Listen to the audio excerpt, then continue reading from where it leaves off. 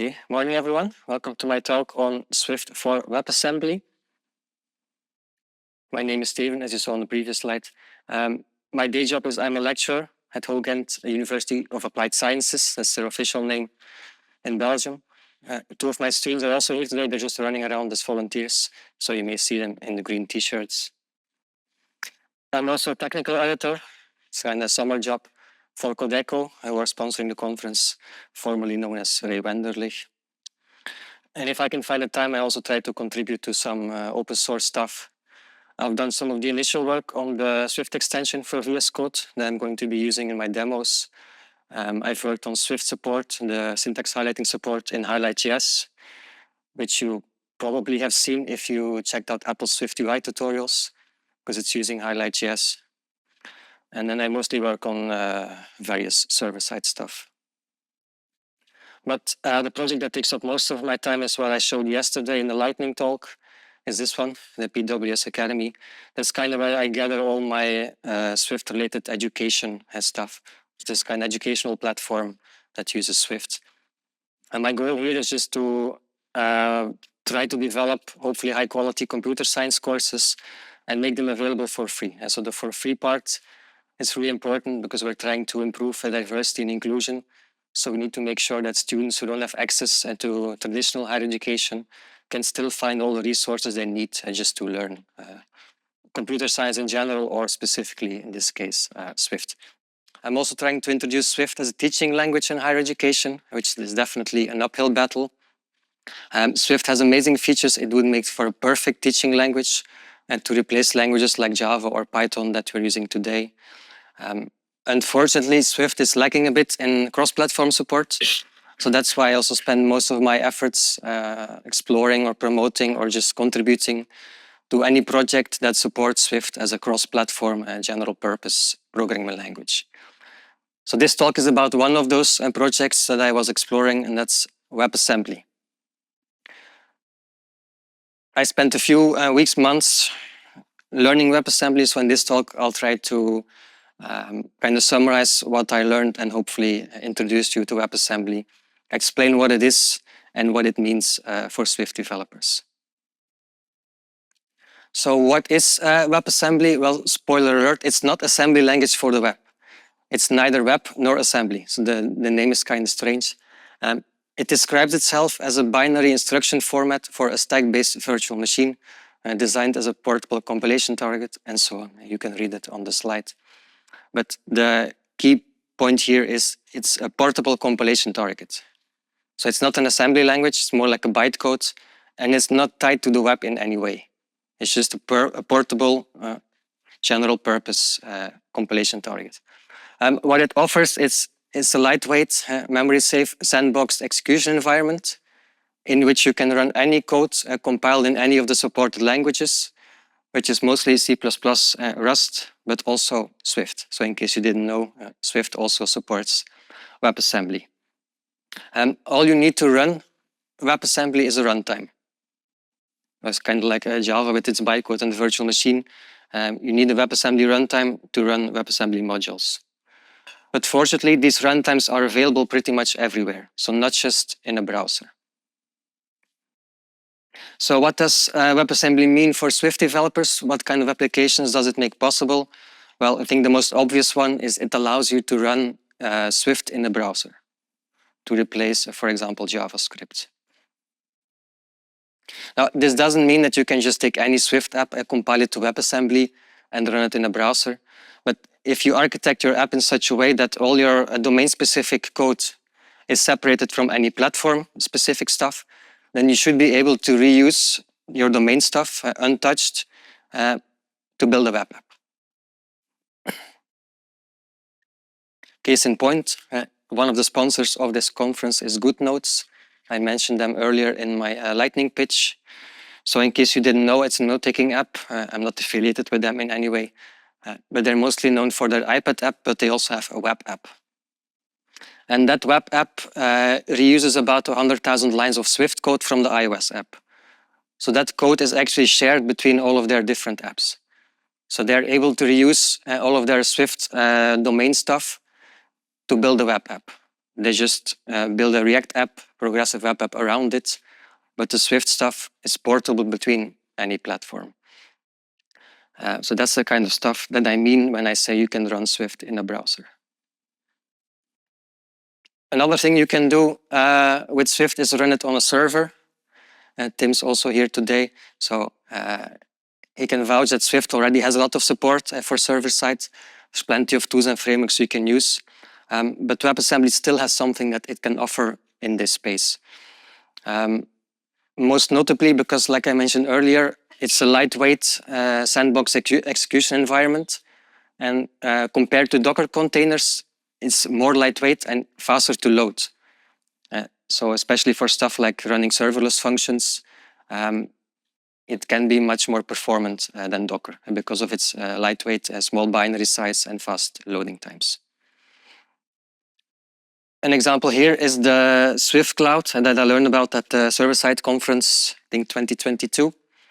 So this platform lets you write serverless functions in Swift and then deploy it by compiling it to WebAssembly, and then they deploy it on Fastly, which supports serverless functions running with WebAssembly. If you want to learn more, just check out the link in the bottom, or the video from the server-side Swift conference, which should be online in the near future, Tim has promised me. Next, this is a more recent use case that I found, is that you can actually use WebAssembly to build a plugin model. I hadn't thought about that because I was just getting started with WebAssembly. But an example here is the Google Summer of Code proposal. This describes that, or how we can use WebAssembly to compile Swift macros and then load them as plugins. Because the main issue with macros, so I'm told because I don't have a lot of experience with it, is the build times, because it relies on Swift syntax. So by compiling it to WebAssembly, you can just pretty much skip the steps of always having to build Swift syntax, and then you can just use, or you can just load the WebAssembly module to load the macro. And of course, this is only possible because we also have a WebAssembly runtime written in Swift that we can just import as a dependency in our package or in the Swift package manager. If you want to learn more, just check out the Google Summer of Code proposals or the discussion on the forum. There's already a proof of concept that's shown that it does indeed improve build times by up to 10x by using WebAssembly. So it's definitely possible. So hopefully by now you're all excited to get started with WebAssembly. What you need to get started, well, all the tools you need are provided by the open source SwiftWasm project. So all the credit goes to them. I'm just promoting the work they've done. I'm not affiliated with them in any way. I'm just happy to promote them. And I want to thank them for the help they gave me just in preparing this talk. They fact-checked all the stuff that I'm about to tell you, just so I don't screw up. So what does SwiftWasm provide? Well, most importantly, a toolchain. So we have a toolchain that can compile Swift to WebAssembly. Now, a lot of the changes in this toolchain are being upstreamed to the regular Swift toolchain, but for now we still need to use a specific one. So for stuff like WASI, which I'm about to mention in the demos, we still need to use this specific toolchain. SwiftWasm also provides Carton, which is a Swift package manager plugin that takes care of most of the boilerplate code and build commands and so on. So Carton makes it really easy to build web apps with Swift. Of course, if you're going to be building web apps, you also need to interact with JavaScript. There's no way around it. So you need JavaScript to access the document object model, local storage, or any other web API that you want to call from Swift. So that's where a JavaScript kit comes in. It provides interoperability between Swift and JavaScript. And then finally, I also want to mention WasmKit. That's the runtime written in Swift that I mentioned earlier when talking about the macros. So that's it for my introduction. This is a developers conference, so I'm sure you've seen enough slides, and what you really need are demos. Lots and lots of demos. My girlfriend has a Keanu Reeves crush, so I wanted to put him in the slides. Okay, time for demos. I have a few more slides later to wrap up, but let's do the demos first. Mirror screen. And then you should see what I'm seeing. Yeah, maybe let's make it a little bit bigger. Good enough? Yeah. More bigger? Yeah. Okay, let's increase the font size a bit more. Yeah. Okay, let's start with an obligatory hello world example. It's kind of required. So let's just make a new directory. Let's call it hello SwiftCraft. And just create a new package. Type executable. So that's just a normal Swift package and nothing WebAssembly specific. Open it in VS Code. Of course, I'm using VS Code. You can also use Xcode, but yeah, I'm trying to promote Swift as a cross-platform language, so I spend most of my time in VS Code. So what we have here, just a normal Swift package, one executable target, no dependencies, and then in main.swift, it just prints hello world. That's it, nothing fancy. So how can we compile this to WebAssembly? Well, the easiest way is to use Carton and the package manager plugin that I showed earlier. It takes care of all of the boilerplate stuff. That's the Swift package manager plugin, so we need to add it here as a package dependency. Voilà. Package URL.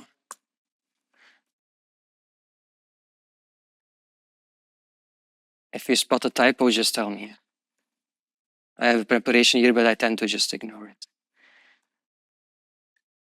Voilà, that's Carton. I'm also going to be using JavaScript kit just to interact a little bit with the HTML document. So I'm also going to import that.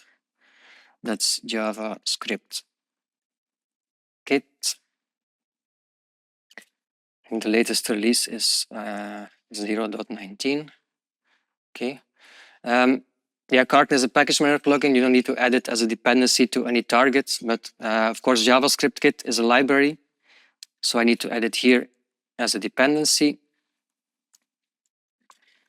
That's product JavaScript kit from JavaScript kit. Missing a comma here. And then this should be good to go, I think.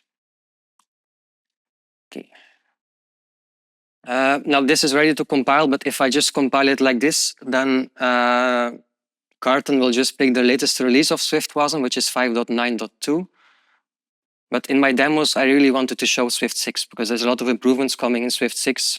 So there's no point in me discussing all the workarounds you need in Swift 9 if you can just delete them when using Swift 6, which is coming very soon. So I'm going to add .swift-version file. And then Carton will pick up this file and will just use whatever version that you specify here. This can be different from your default toolchain that you have installed.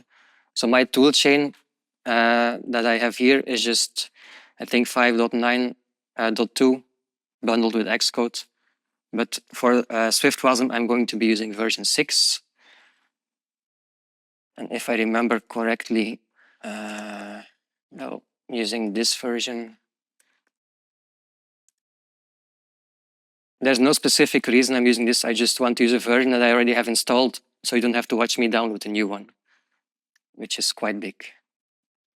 Snapshot, yeah, I think that's the correct one. Okay. And that's all we need. So we should now be able to run the Carton plugin with the dev subcommand, which does a debug build. This should take maybe 1 to 2 minutes, so it gives me some time to explain what Carton is doing. So as I mentioned, it's a package manager plugin. It will check whatever version you have here. It will check if you have the toolchain installed. If you don't have it, it will just install it for you, which is also nice. So if you want to download a new release, just specify it here and it will download the toolchain for you. That's what you should be seeing here in the output. So it's checking if I have this one. And then it will use this specific toolchain that I specified to compile the Swift package and output a WebAssembly module. So that's what I'm waiting on now. Once we have the module, we can load it. Carton is made for web apps, so it will load it in a browser. which means you need a lot of boilerplate JavaScript just to load the module, initialize it, start it. Carton will generate all the boilerplate stuff. It will generate just an empty index.html. It will attach it. It will attach the JavaScript kit that loads your model into the HTML file. It will spin up a web server, and it will deploy the module and the index.html page and the JavaScript kit to the web server. So if all goes well, this should end with Carton opening my web browser to localhost and then just showing the page. The reason it takes so long is that because Carton is using Swift Neo to run the web server, so it pulls in all the dependencies for Swift Neo, and you can see it compiling Swift Neo. So don't worry, this is the most boring part of my talk. It's only the... Yeah, I briefly considered not doing a live demo, but I always want to challenge myself. Just always do it live. No hiding anything. I'm also expecting to see a few issues just because I want to mention them, because you might encounter the same issues. So go Swift Neo. Yeah, this should be almost done. So when it's done compiling Carton, it should start with JavaScript kit. So it fortunately doesn't take as long as Carton.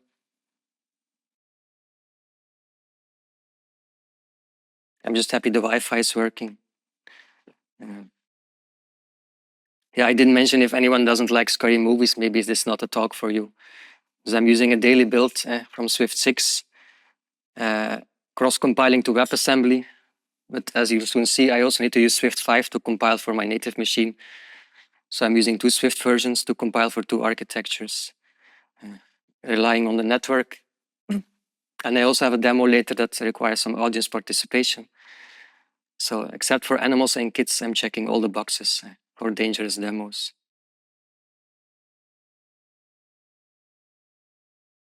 I think it's done now, but where's my browser?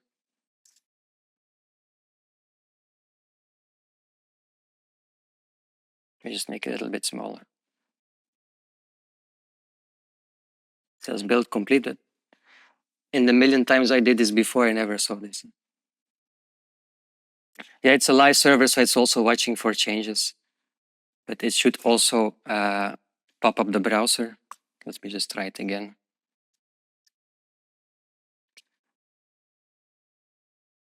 Yeah, there we have it. Missed the last step. That's not very spectacular, just an empty HTML page. But the output of the print command should be here in the console. So standard out just gets redirected to the console. And there you have the hello world. Yay. Okay. That was the easy part. So let's make it a bit more interesting. Because now Carton just generated an empty index.html page. Of course, if you're building a web app, you have your own HTML. So let's make our own HTML page. And then let's use JavaScript kit just to interact with the page a little bit. Fortunately, there's a template. SwiftCraft demo. Let's just add something here. Does it work? Wait, better. And then let's use JavaScript kit just to add something here. So that's our index.html. How do we use JavaScript kit? Well, let's go to main.swift. Let's import JavaScript kit. And then we should have an error here saying that it cannot find or cannot build a JavaScript kit. The solution is to run Swift build, which also takes a while. So I'm just going to do it first and then explain it. So the issue here is that I just built JavaScript kit because you saw me building it. But I was building for WebAssembly, which is a different architecture than my machine. This is still an Intel machine.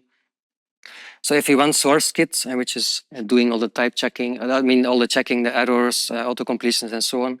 If you want source kit to work properly, you also need to build for your machine, because that's what source kit is using internally.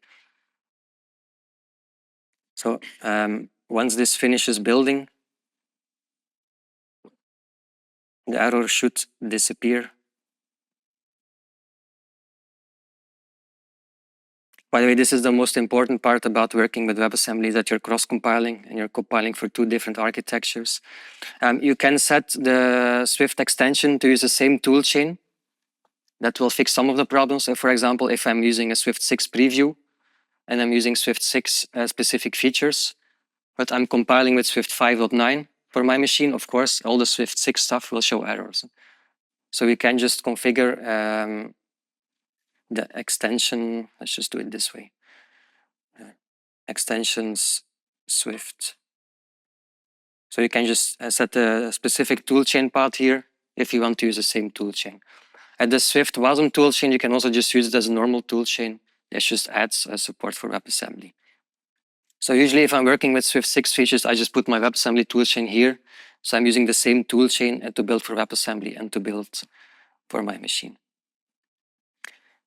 Okay, so this error should now be resolved. Great.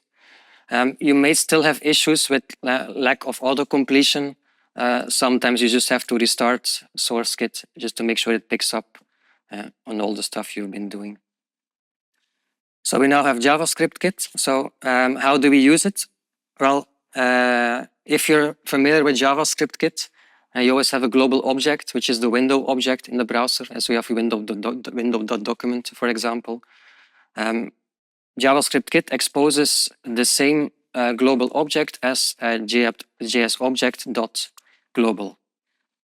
So this corresponds with the window object in a browser, or like the global this object if you're comparing to Node or something.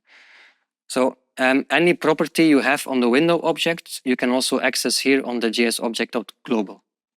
And that's because JavaScript kit is built around a dynamic member lookup. Keep in mind, you're dealing with a dynamic language, so obviously you don't have static typing, you don't have auto-completion, it's all dynamic, just like JavaScript kit. So if you have window.document in a browser, you can do jsobject.global.document. Let me just put this in a constant so I can use it a bit more easily later on. This document is a JS value, which can be anything. It's just an enum that says these are all the different possible values in JavaScript kit. I can just show it if you want to see it. Because JS value is just either Boolean or a string or a number. And it has methods that you can use to convert it to a specific type if you want to check if it's indeed the type that you expect. But JS value also supports dynamic member lookup, so you can just keep using properties and methods just like you would in JavaScript. So for example, to create a new paragraph, we can do document.create element paragraph. This again returns a JS value. Everything is a JS value. So it again has dynamic member lookup, so we can use the paragraph's inner text and set it to it works. And then to add it to the body, we can do document.body.append child, the paragraph. Again, this returns JS value. It can also be undefined because undefined is also a value. If you don't need it, you can just use underscore pattern to ignore it so you don't have a warning. And that's basically it. And so using JavaScript kit is just like writing JavaScript. So you do need to be familiar with all the different properties and methods in JavaScript kit. But I just look them up on MDN. But anything that you have in JavaScript, you can just access it in the same way in JavaScript kit. And I think that's it. And this demo should now be fully complete. Okay. So to run this, the command is just the same, swift run carton dev. And for a debug build, you just need to specify that you made your own index.html, which is called index.html. And then if all goes well, we should see the browser pop up and saying that it does indeed work. Awesome. Right. Thanks for the applause, but I have a lot more demos coming up. As I said, lots of demos, not just one demo. I'm not going to be live coding the next ones because they're a bit bigger than this, but I at least wanted to live code the first one. So that's Hello World using Carton. So as you saw, Carton makes it quite easy. Just Swift run Carton dev. Or Carton bundle if you want to do release build, that gives you the actual module and the JavaScript that you can just load or deploy to any server. Now, this is also how I got started with WebAssembly, but this left me with a lot of questions. So I was wondering, how does it even work? Because if you don't know a lot about WebAssembly and Carton makes it so easy, you're not learning a lot. And I was also wondering, what if I already have my own web app? What if, like GoodNotes, I have a React app and I just want to plug in some Swift modules? Can I use Carton, or do I just have to do it differently? What if I don't even want a web app? What if I want to run it on a server, or on a command line, or anywhere else that I can find a WebAssembly runtime? So that's why, of course, I kept going and I made a lot more demos. Start with the next one. Swift WASM examples. All of the demos are online. I will show you the link at the end, so you can just browse them. They should be well documented. Let's go into this one and open it in VS Code.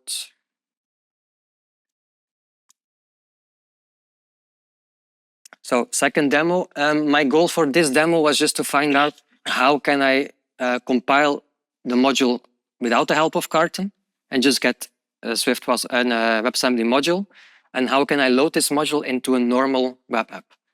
A normal web app means it's just a web application and made with a Node Package Manager, Webpack for building, and all the usual web stuff.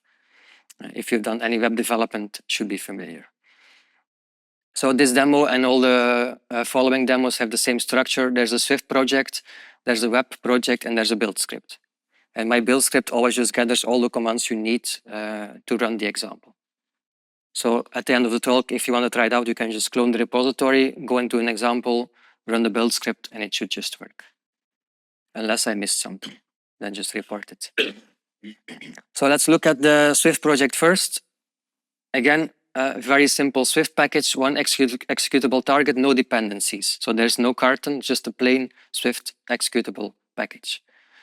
The source code, nothing fancy. I just want to make it a bit more interesting than Hello World. So I just import foundation and I just print out all the arguments and all the command line arguments and environment variables passed into this executable. So it should just print a bunch of stuff. How do we build this? Well, the build command is in the build script. It's just Swift build. I will explain the variable in a minute. Swift build, you specify a target triple. This is cross-compiling to a different architecture. So the target triple here is WASM32, 32-bit. Unknown WASI, we'll get to WASI in a moment. And you specify static linking for the Swift standard library.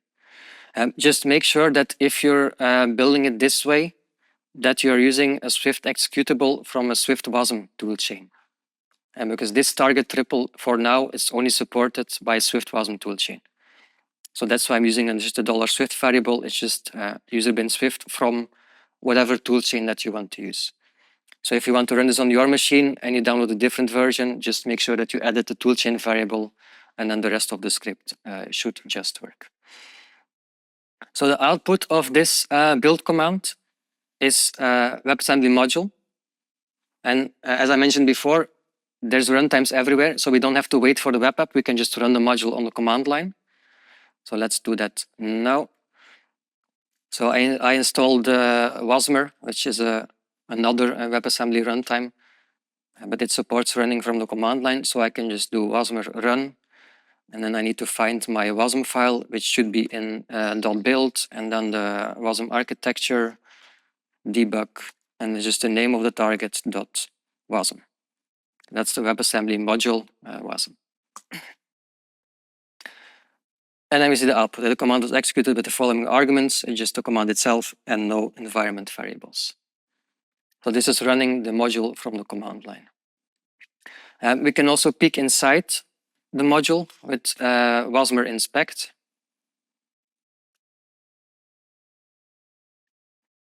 That's how I learned a lot about how modules work. There's other commands that do the same, but I haven't found an alternative to Wasmer inspect because it shows a really nice overview of all the imports and exports in the module. So what we can see here is that the module exports one function named _start with no parameters and no return value.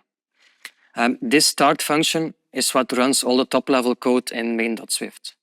Or if you're using @main, it runs that. So that's the function that we need to call from JavaScript and to run the module. So keep in mind _start, that's our entry point. If we scroll up, we also see a long list of imports. So this module also imports function, and they're all prefixed with the same module name, which is WASI snapshot preview 1. This list of functions is the WebAssembly system interface, or WASI. If you know POSIX, WASI is kind of like a lightweight version of POSIX for WebAssembly. So these functions are how WebAssembly modules can interact with their environment.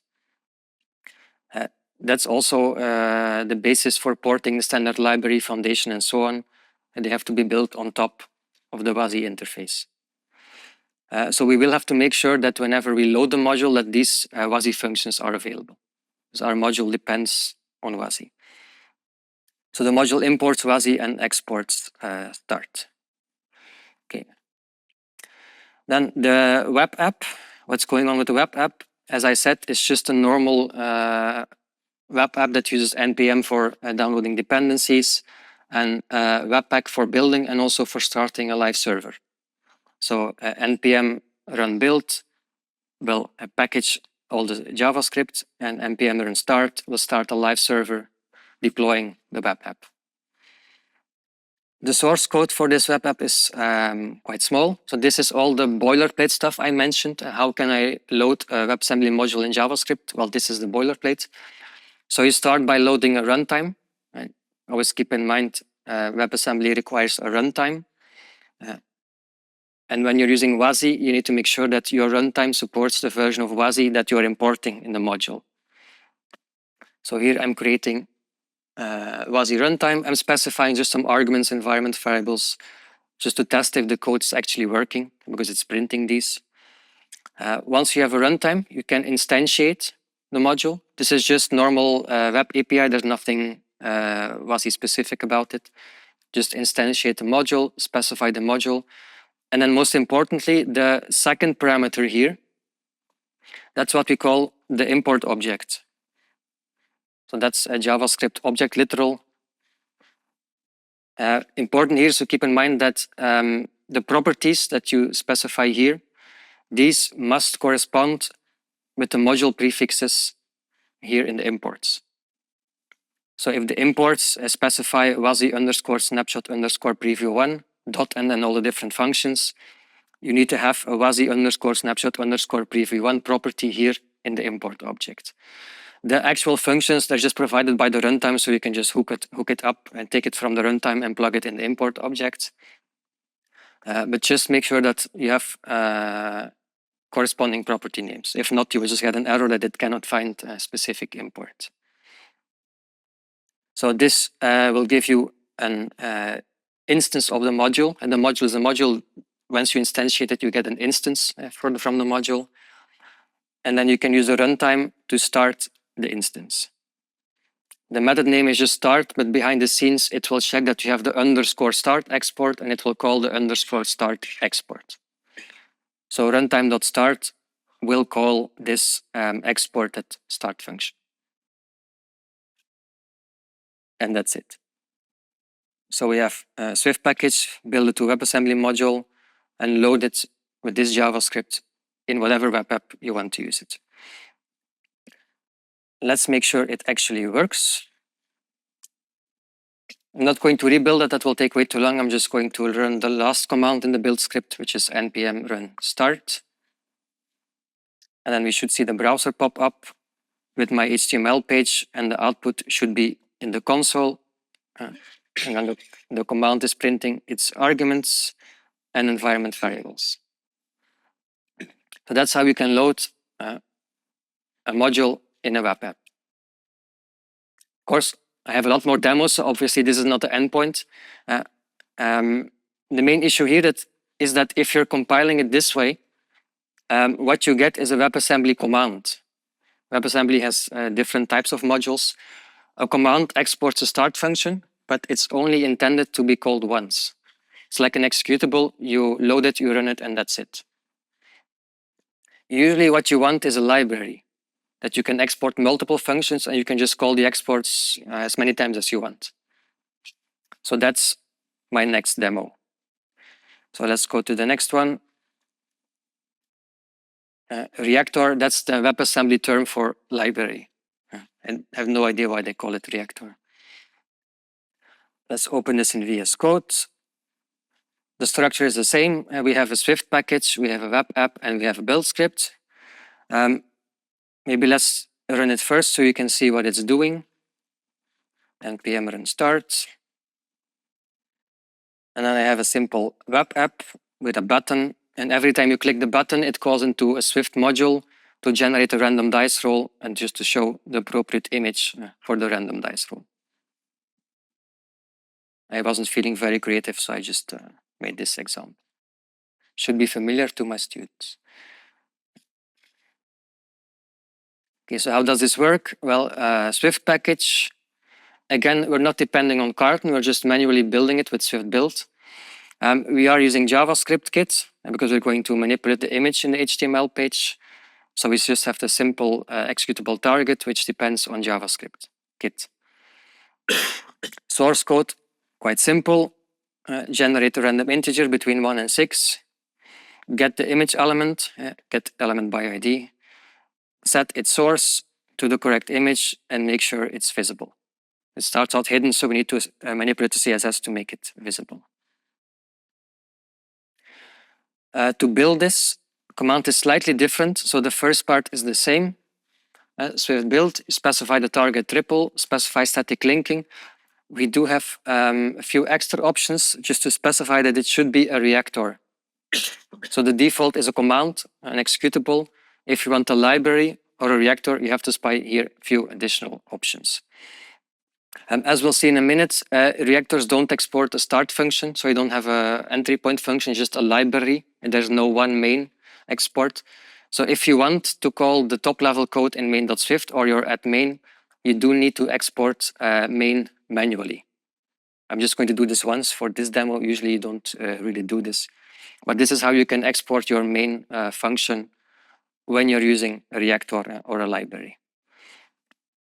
If we take a look at the compiled module, Swift build wasm debug reactor.wasm,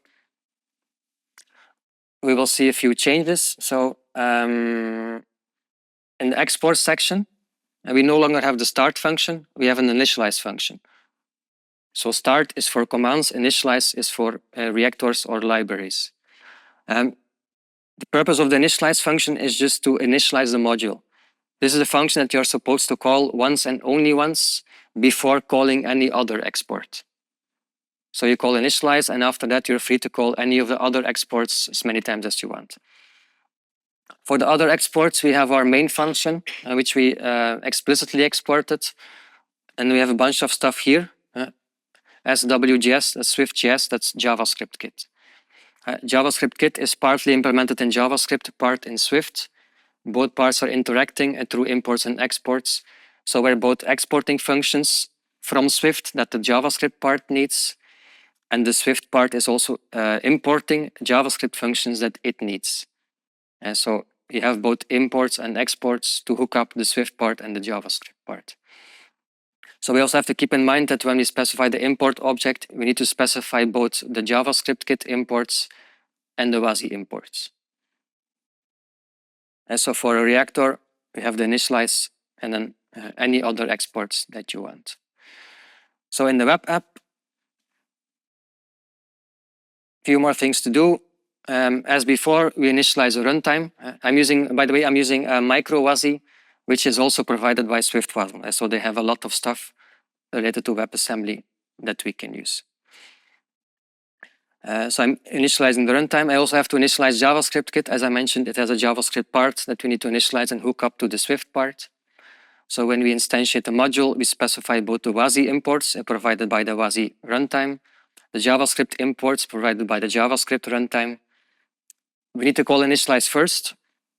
Remember, this must be the first thing that you do. So this calls underscore initialize behind the scenes. After that, we can initialize JavaScript kit, and then we're just free to use the module as we want. So once these steps are done, you can just do instance exports and then whatever function you exported. So whatever you put here, it calls the functions you exported from Swift. In this example, I just have an event handler on the button that gets or that runs the code in Swift that generates a random number and updates the image.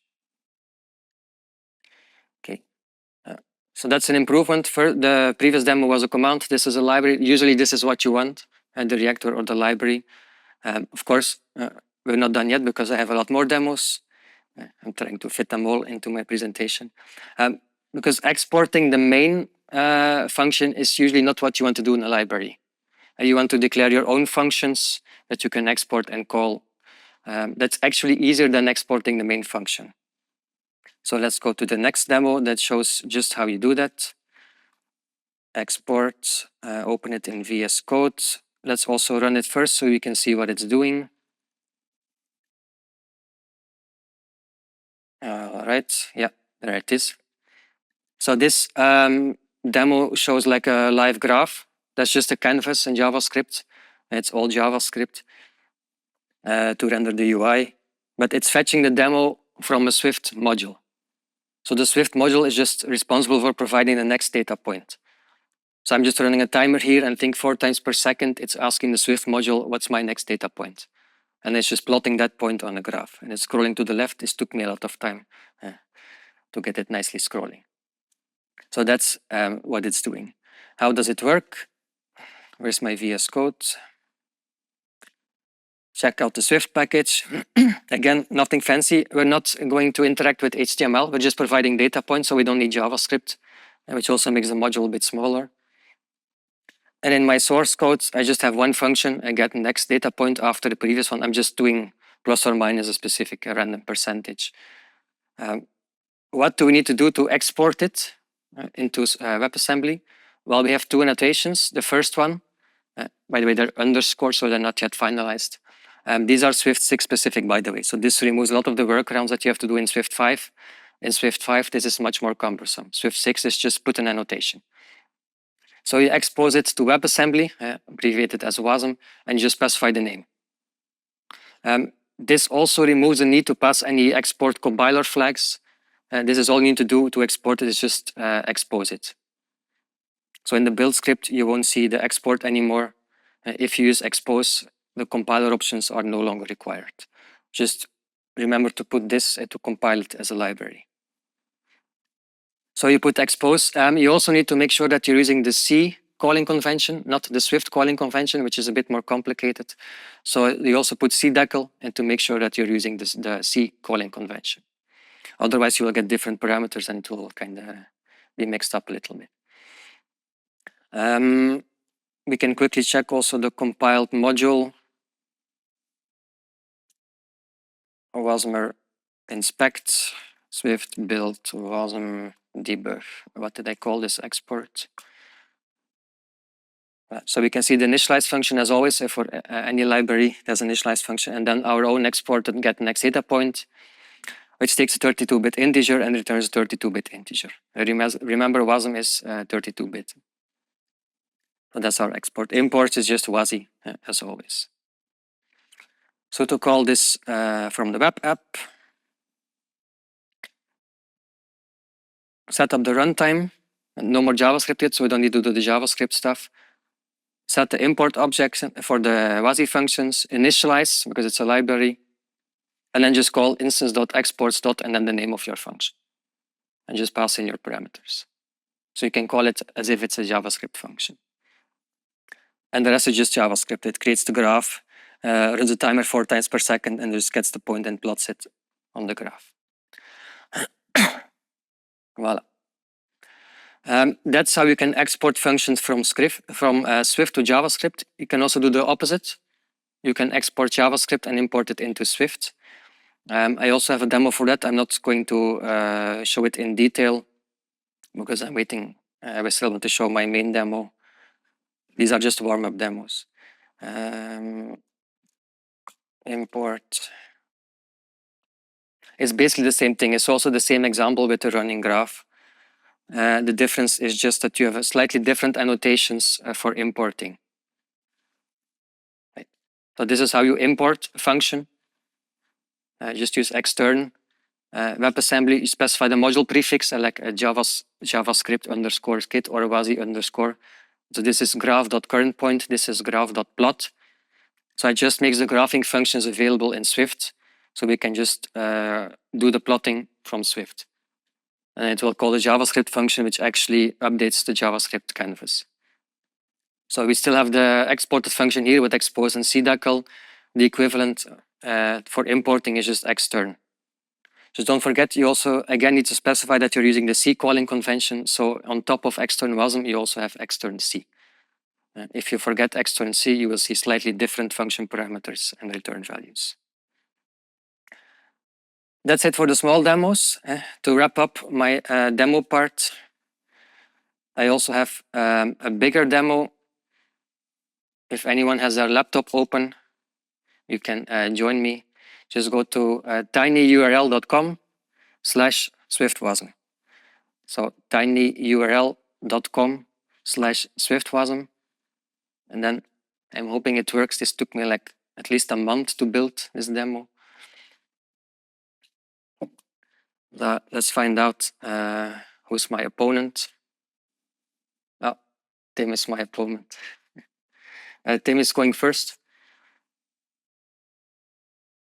I'm not going to finish it, but you get the idea. This is a Connect 4 game. I had two goals here. I